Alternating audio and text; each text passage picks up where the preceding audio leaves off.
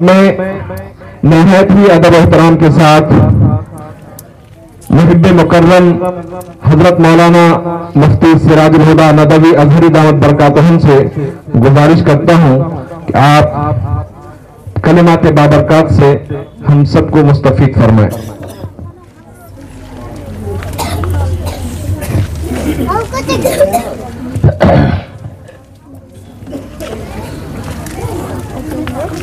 الحمدللہ رب العالمین والصلاة والسلام علی رسولہ الکریم محمد ابن عبداللہ الامین وعلی آلہ وصحبہ اجمعین، اما بعد۔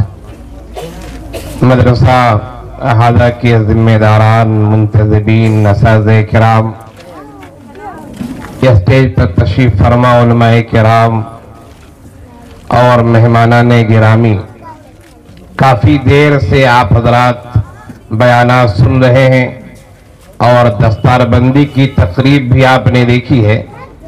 وقت پروگرام ختم ہونے کا ہو چلا ہے، 2-4 منٹ بس آپ سے گفتگو کرنی ہے۔ دیکھیے اشتہار میں بہت جلی حروف میں جلسے کا عنوان لکھا ہوا ہے کہ سیرت النبی اور حفاظ کرام کی دستار بندی۔ سیرت النبی کے بہت سارے پیغامات ہیں۔ قرآن کریم میں اللہ تعالیٰ کا ارشاد گرامی ہے، لَقَدْ كَانَ لَكُمْ فِي رَسُولِ اللَّهِ أُسْوَةٌ حَسَنَةٌ۔ اللہ کے رسول صلی اللہ علیہ وسلم کی زندگی تمہارے لیے بہترین نمونہ ہے۔ زندگی کے جس گوشے کو آپ دیکھیے، ہر گوشے میں آپ کو سیرت کی رہنمائی مل جائے گی۔ سیرت النبی کو آپ اخلاقیات کے لحاظ سے پڑھیے، آپ کو رہنمائی ملے گی۔ سیرت النبی کو آپ تعلیم و تربیت کے لحاظ سے پڑھیے، آپ کو رہنمائی ملے گی۔ سیرت النبی کو آپ جہاد کے پہلو سے پڑھیے، آپ کو رہنمائی ملے گی۔ سیرت النبی کو آپ وعظ و نصیحت کے لحاظ سے پڑھیے، آپ کو رہنمائی ملے گی۔ سیرت النبی کو آپ ازدواجی زندگی کے لحاظ سے پڑھیے، آپ کو رہنمائی ملے گی۔ سیرت النبی کو آپ بزنس تجارت کے لائن سے پڑھیے، آپ کو رہنمائی ملے گی۔ ایک انسان کی زندگی میں جتنے موڑ آ سکتے ہیں، جتنے گوشے آ سکتے ہیں، ہر گوشے میں آپ کو سیرت النبی سے رہنمائی ملے گی۔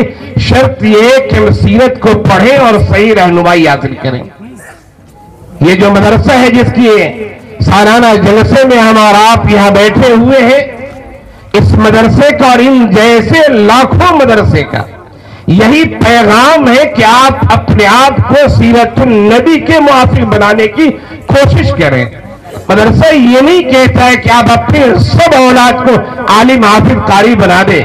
مدرسہ یہ کہتا ہے کہ آپ اپنے آپ کو دین سے جوڑ دیں، اس لیے کہ پہلی وحی جو اللہ کے رسول صلی اللہ علیہ وسلم پر نازل ہوئی تھی وہی تھی اقرأ بسم ربک الذی خلق، پڑھیے اپنے رب کے نام سے جس نے پیدا کیا۔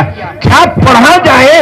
رب نے یہ نہیں کہا ہے، ہر وہ چیز پڑھی جائے، ہر وہ چیز جو انسانوں کے لیے، اللہ کی مخلوق کے لیے مفید ہو اور رب کے نام سے پڑھا جائے۔